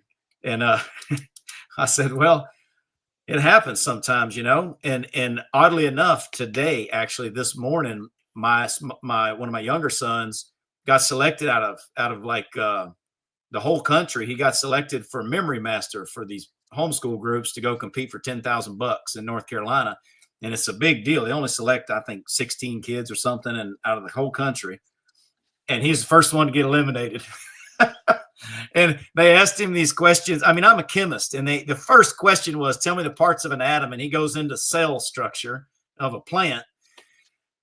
And, you know, I know what happened. He got overwhelmed, and he was up on that stage. But I'm so proud of him, and I'm so glad he got the chance to fail in that way, because he was definitely not in his comfort zone. And he's going to remember this. And because of that confrontation, he's going to know how to deal with the pressure in the future, because this year, the challenges that I'm against are far greater than sitting in an army tank in front of Mr. Beast failing for him. The pressures I'm at today are tenfold that, but it's incremental as you set out. And so as you take action and you perform, you will fail. But just like a child learning to walk, you don't waste any time crying about it. You learn from it, you adjust, and you move on. And just like a tree, I don't know, maybe I'm wrong, but I don't think trees ever quit growing. I think they might slow down, but they're always growing a little bit. And I don't know where we get this idea that we're done either. You know, you got to keep moving. It ain't going to be comfortable. And you know, they're always saying, embrace the suck. That's where life starts. When you stop saying, looking for the comfort, enjoy the comfort when it comes. It's a wonderful thing, and it's really good to partake in it.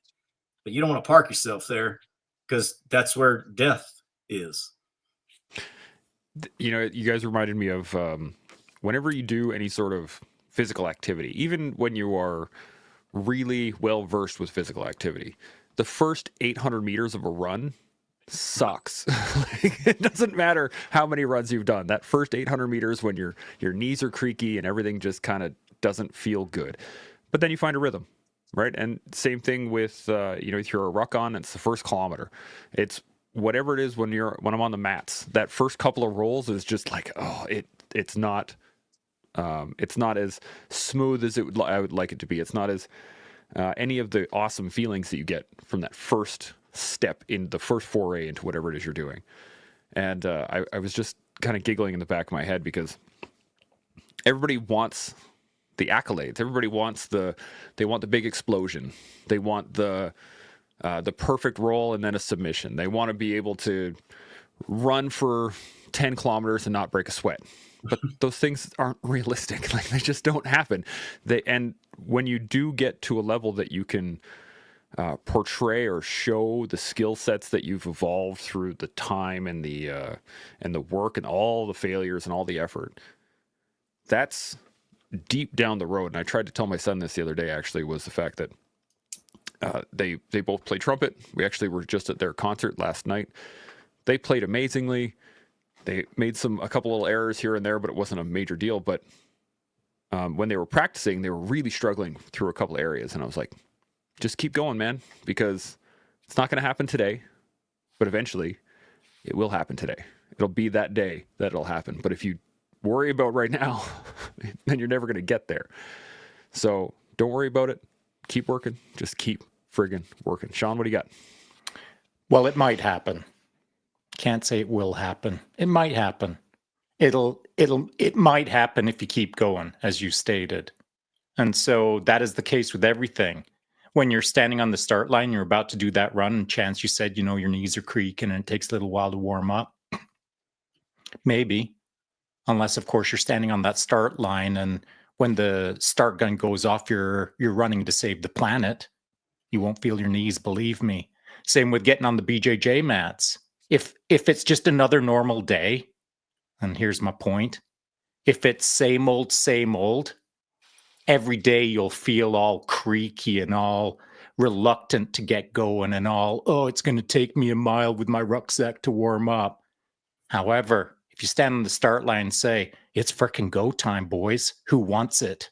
Come and get it. That first mile is you looking over your shoulder, leaving everyone in the dust. That's just the way it is. Mindset is what will determine velocity and direction. And so if you step up on the mats and think, God, not another day, that day will last forever. But if you step on the mats and think, who frickin' wants it? Well, it goes by in a flash. That hour lasted about 12 seconds. And so in the flow, in the game versus not, that is kind of an important consideration. So I don't want to dig into that too deeply. I'm just going to let that dangle out there for a sec. I want to switch the spotlight to Gordo. And this is something I would like to talk about, because as he relayed, it's tough to be Gordo. I'm having fun. It's tough to be any of us if we're trying really hard to do more than we're capable of for those around us. And so that is what I find myself doing on a pretty regular basis, is I'm trying to do more than I am capable of for others, and I feel it. Because if I was just doing what I'm capable of, then I'd feel like I'm doing a freaking mediocre job. So I'm always trying to do more. I'm always trying to do bigger, better, faster for everyone. Not for me, but for them.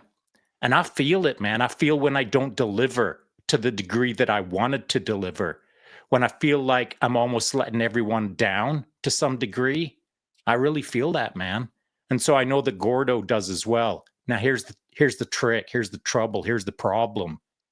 It's the label that we assign ourselves as. So Gordo, you're using the term, back in the day, I used to be this, and now I'm still trying to be that for the troops. I've had to tear that freaking label off. Like, I've got my tan beret right up here. That's my unit beret from JTF2. But that doesn't mean that I'm trying to represent JTF2. I'm not. I couldn't. It'd be impossible. I'm just trying to represent Sean. But at the same time, not be so slovenly or so sloppy that it is shining a negative light on my past and what that past represents for others. And so I do find myself feeling it, Gordo. Maybe even with the label off, I still feel this sort of pressure to some degree represent. And I'm not sure why I feel it, but I do. even when I try not to represent, I still feel the pressure. So I don't think you're the only one. You know, Pat, you're coming from CanSoftCom. Do you feel the pressure? Yeah, I do, and it's funny because as you were talking about it, Gordo, and you talk about it, one of the biggest things is it's a huge positive that we can use to propel ourselves, but it can also be a detriment, is the fact we have the barometer of being where we were, right? We seen what was humanly possible. We know that it's within reach of of human possibility, but we also sometimes forget to look at the cost of what that cost us.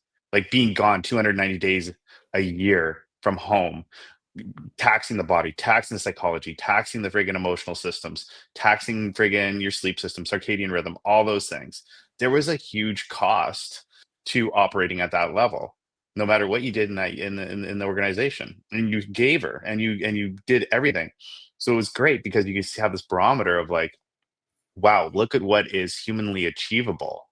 Like I'm only limited by myself. But at the same time, you have to be very cognitive of the costs that it can take. So as I move forward, I always have that barometer in my mind, but I'm also trying to not destroy myself anymore. You know, I'm trying to get my sleep. I'm trying not to just completely lean on stimulants to get me through days, etc. You know? There were so many days spent in the military, and I was not part of the special operations team by any means, but there were lots of days where the only thing that kept me going was nicotine and caffeine. That was it, right? I'm sure you guys are probably in the similar boat. So I have a question for you guys then. Is it fair to say that to walk the walk, perhaps post-service or post-achievement, let's say, it is about representing ourselves in the now versus representing the past? What do you guys think? Gordo, I'm going to come to you. Man, you got to. That's the game, though, because people, or else it wouldn't be as popular just to talk, because that's what gets the attention. So you need to be able to leverage it. That's the hard, uncomfortable part that Sean was talking about earlier, that we all feel, where we're like, yeah, we can throw it down, but I don't like talking about it in that way. Damn, I had a bunch of thoughts. I can come back to you. Yeah. All right. Matt, you got any thoughts? Can you say that again? Yeah, I said walking the walk is truly about representing ourselves in the now rather than representing ourselves from the past. Well, I remember a saying that said there's two people you gotta make proud. That's the 8-year-old you and the 80-year-old you. And I've said before, the 8-year-old, he's happy. I don't know how that 80-year-old is going to turn out, and we'll keep working on him. You know, for me personally, I feel like I'm in a zone of trying to keep moving, you know. And there's a lot of action in my world. There's a lot of literal traveling, literally blowing things up, keeping people safe. And I don't have a lot of time to stop and reflect on what I'm doing. It's more of like under the gun climbing, you know. And every once in a while, I get to stop and look around. It is a reflection of the me now, obviously, I think, but it's also very telling of the little boy that made these choices a long time ago, because I am definitely becoming what the 8-year-old wanted, you know, but he just didn't know the depth of what it took to do that. So it's an interesting thing you bring up, and I don't know if I've been clear enough on that, but it's a representation of me today, but I haven't had a chance to step back much and look, which is really important, and I need to do that more. But I'm just in the game right now, man. As Sean put it, when you're in the grind, it's hard to look outside the grind. That is for sure. Gordo, you got any thoughts? Yeah, kind of put it together there. I try to use my shtick is that I play it off really cool. Like it doesn't matter. And it doesn't matter because who are you today? Like, I don't care. That's what happened. You know what I mean? And guess what? There's a bunch of studs that are fitter, smarter, bigger, stronger, faster, fitter than I'll ever be that took my place. So, but I use it to keep people paying attention. And it feels strange to me because I am not actually that. I am it's like a little game where I'm like, ooh, look at this, everybody. But that's not me at all. It's what I'm using to affect the change that I need to or influence, whether that's business or an advocacy work. And a weird point is just like, I know everything has to come from me. You have to have self-worth. You'll never get it from anywhere else. Having a daughter has what I said at the very beginning about leadership. I've been married a bunch of times, and guess what? Telling your wife what to do doesn't work. So how about you just lead? And then if she gets it, she's tracking, she'll pick up, she'll understand like, hey, this is how it goes. Now that I have a daughter, I want her to see like the failures because I need her to be prepared for the real world, which is not all roses. And it's important that I can show that to her and not hide behind it and just paint this picture of like a perfect person when I clearly haven't been. So I don't know if that goes into legacy, which is like, I don't know if that's ego. I don't know if it comes from that, but it's important to me to be like, whoa, dude, like there's someone who's going to be looking up to you forever now. And that's up to you to display the correct behavior to let her get ready to enter as an adult. This brings up an interesting point, and I want to touch on this because legacy, I think, is an important thing to engage. And there's a difference in mindset from where I come from on this, in that if you're concerned about the legacy that you're leaving before the work that you're doing, like if I'm worried that this podcast isn't going to be the legacy that I want it to be, blah, blah, blah, I'm not going to be able to provide my most authentic self to it. But to completely remove the concept of legacy, to not care about how this is perceived by others later on, also doesn't lend to the authenticity in the moment, because it does matter. And so I liken it to trail breaking. You know, when you're in front of the patrol and you're that one guy and you're trying to clear the snow or get through the brush or do whatever, the more effort you put into making the clear trail for yourself in that moment, instead of trying to just climb over it as quickly as you could, the clearer the trail is, the easier it is for the people behind you. But that puts all the effort on you, puts all the weight on your shoulders, at least in my mind. What do you guys think? Pat, I'm going to come to you. Legacy. It's interesting. I really always enjoyed being out in front, like scout or lead, when I did patrolling. It's funny because it's interesting because there's kind of a paradigm there. You don't want to just be smashing through things, and you don't want to have to be taking so much effort that you're burning yourself out to make a perfect path for everyone else.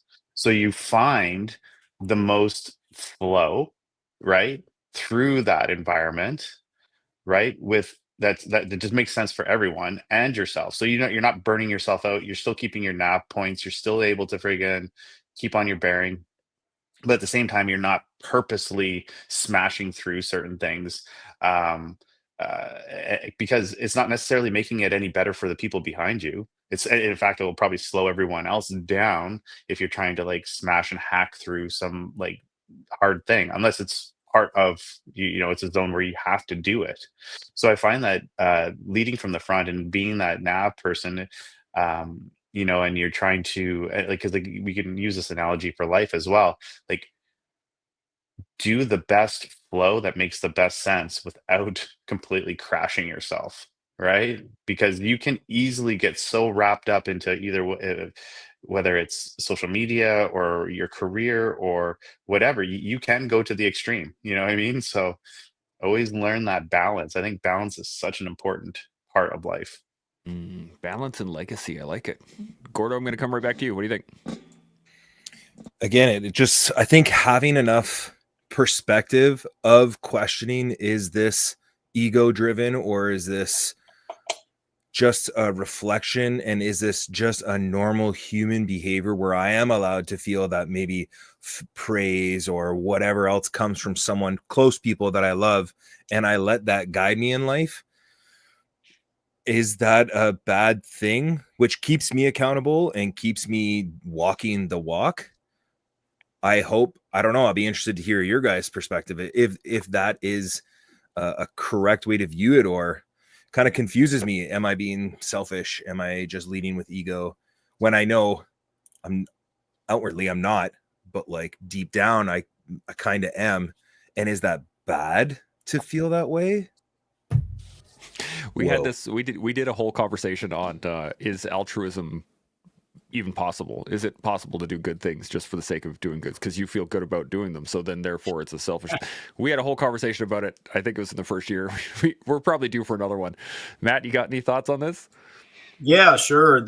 I was thinking about the fruits of trees. You know how each person is different.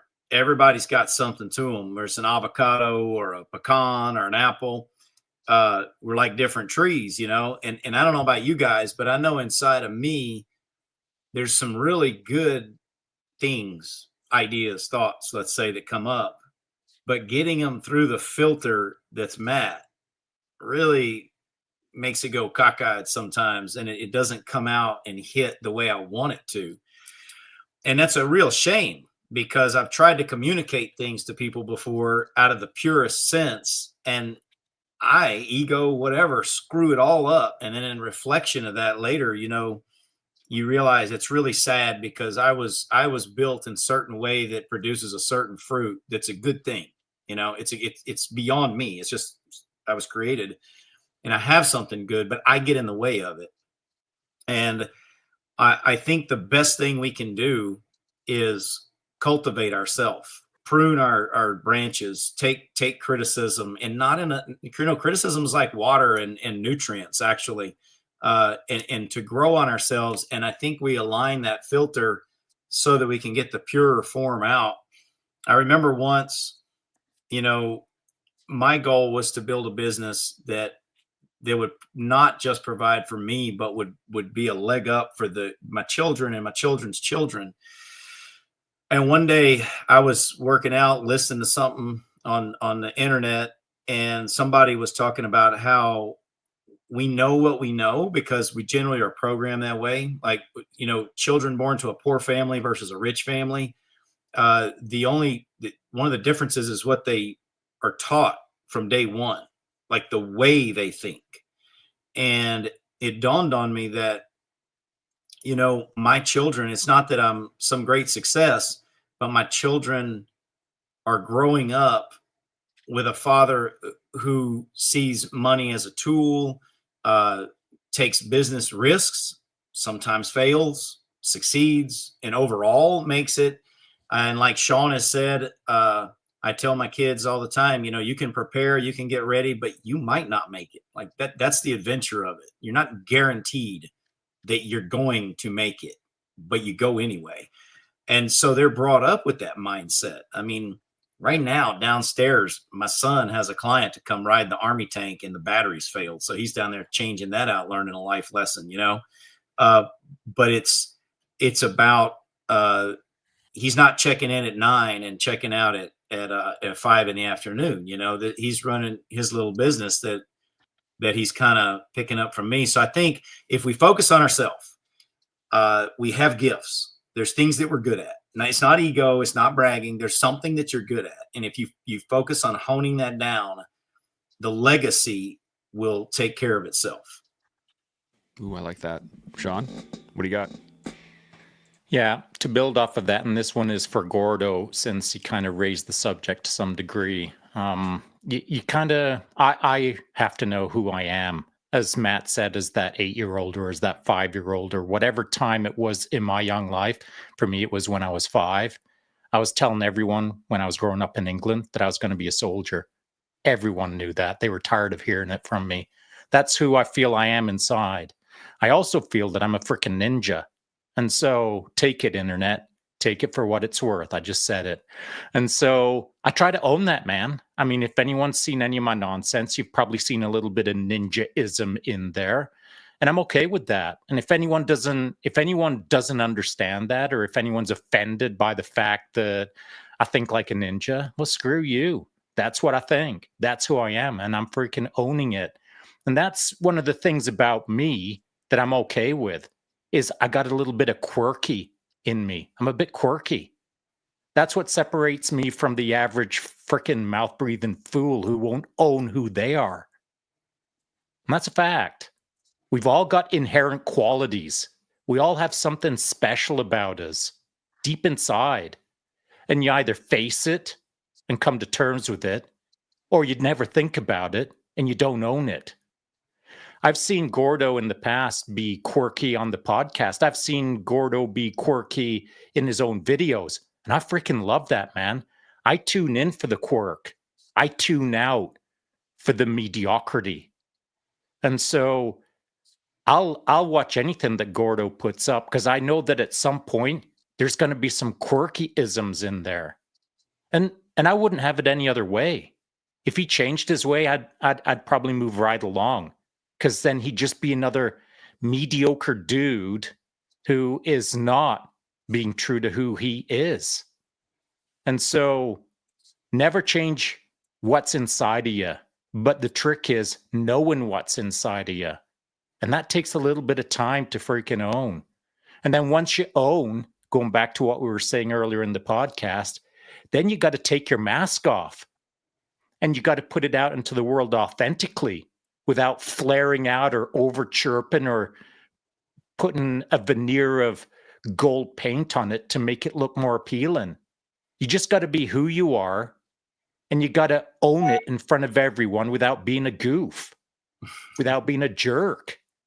And it's difficult, and we will all screw it up, but it's learning how to do it better each time without stealing away who we are, without giving up our sense of personal agency, which is our quirks, which is who we are. And so back to maybe rounding out my point, if you don't know who you are as a 5-year-old or an 8-year-old, it's time to start thinking about it. And once you know who you are as a 5 or 8-year-old, then think about when you stop trying to be it and why you stop trying to be it. And then once you've got that part figured out, the next piece is today, what you're going to do to re-engage with your 5-year-old-isms, with your quirkisms, with your be cool in the world by being who you are isms. So it brought something to mind, and I had to look it up. The current population of the world is 8.27 billion. That makes every single one of us 1 in 8 billion. Therefore, at no point should we be trying to be someone else, right? The odds of you being here with all of this other stuff, with all of the parts of your body, with all of the pieces in your mind, with all of the things that you have right now, as of this moment here, is 1 in 8.27 billion. So, dive on it, man. Get to work. This is one of the things that I had to overcome in life, was that at no point am I ever going to be like someone else. There's only ever going to be me, and there only should ever be me. And I think that's such a key point, and I'm sure loving this. There's only, you are an n equals 1 experiment. You're an n of 1.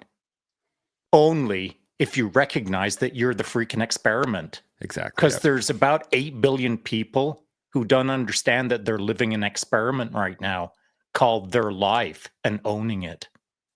100%. Now, I got a couple comments, and then we can hit some final thoughts. We are coming up on 2 hours now, but before I do that, I just want to say thanks, guys. Pat, Matt, Gordo, Sean. This has been awesome.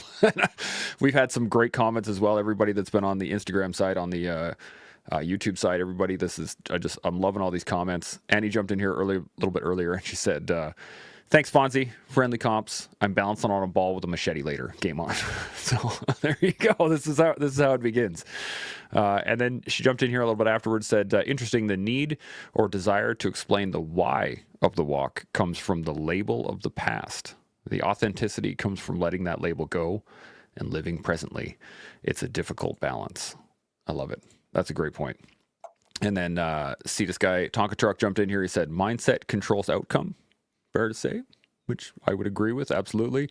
And Dan C, tracking on the language piece, F yeah, I like it. This is good time. So I really do appreciate all of the comments, and this conversation has just been awesome. So let's get some final thoughts. Walking the walk, anything that we've gone over so far. I'm going to start with Gordo. What do you think? Yeah, thanks again for having me on the podcast. I think Sean, what he said makes the most sense, that your individual quirkiness, and it goes back to like Andy's comment where it's how do you step out of your comfort zone, and it's trippy that we've gone the full circle when in actuality walking the walk is just being you, the true you, and that's what people feel. So thanks, guys. I think that was perfect. Absolutely my pleasure having you, brother. Pat, next to you. Yeah, it's interesting the whole full circle that Gordo said, because even just now I'm thinking about some of the things in my life that I can walk the walk better, you know what I mean, and be more authentic to myself and authentic to even my audience when I try to push out into that social media world. I've had a great conversation today, and there's so many thoughts going through my head about that. I think walking the walk, I think part of it is the fact that you just need to do it. You need to, whatever it is you pursue in life, whatever it is you do in life, you have to do and be able to talk about it. And so I think that's a paradigm, catch-22, whatever you want to call it, that not everybody is living. And if you're not, you're either an NPC or you're a fraud. And those are things that I don't think any of us want to actually be. Yeah, 100%. Matt, how about yourself? Well, yeah, I would like to say thanks, guys, for having me on. I don't get a lot of opportunities to just sit and talk for 2 hours, and it's not just talking. It's important stuff, and I think that somewhere out there, your viewers, there's people that are going to get something from this. And as far as I'm concerned, that fruit I talked about inside, the greatest fulfillment of that is when somebody eats it, when somebody takes what you have as an experience and they use it to develop themselves to live a better life. And you really are, everybody here is doing their part to make, not to sound cheesy, but to make the world a better place, because we're sharpening each other and people are gleaning from this. And what I would say, what I'm personally learning is to embrace that discomfort that comes from walking the walk. And it's at first very uncomfortable to look into that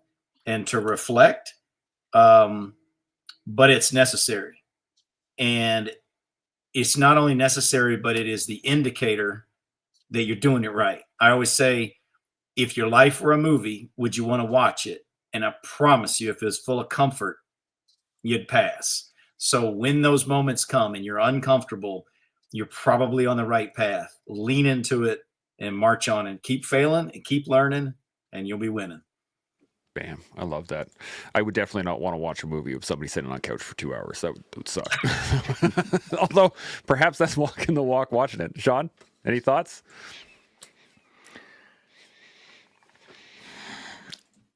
If my life was a movie, I'd watch it. It'd be a matinee. I'd only want to pay like maybe $5, for a matinee.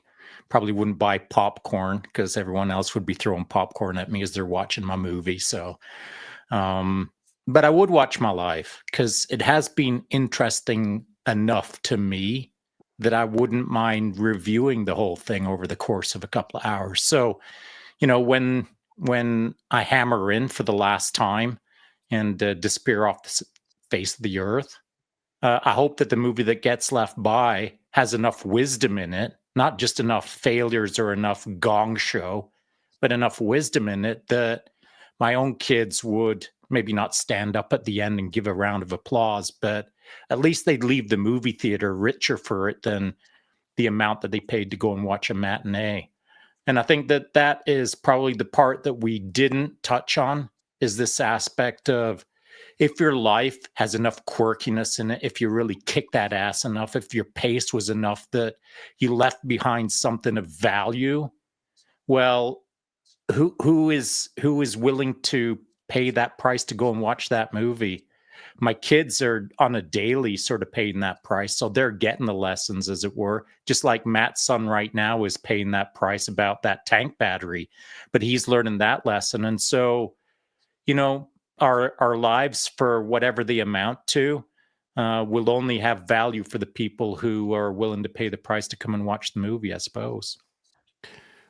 I'd pay for the $2 Tuesday to come see your movie for sure. I'd be all over that one.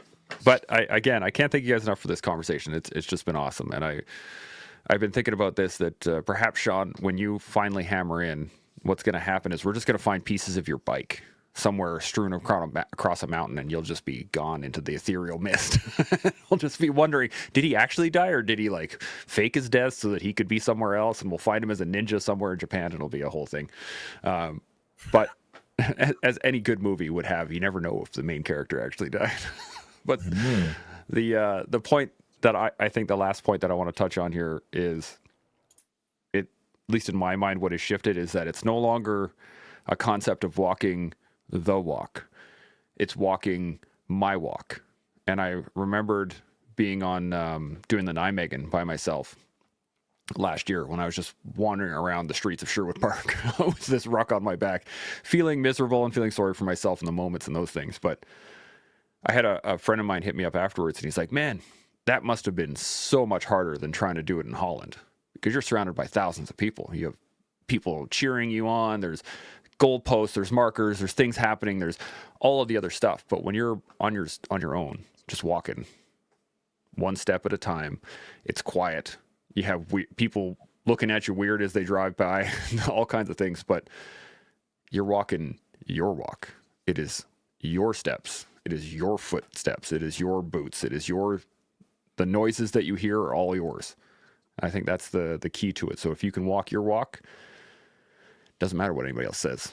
So as we all continue to learn, build, and grow, we'll see y'all next time. Chimo. Thanks everybody for watching and being part of the collective. If this has sparked any thoughts or resonated with you, let us know in the comments. Don't forget to like, subscribe, and share. Your support helps us grow and keeps the conversation going. We'll see y'all next time.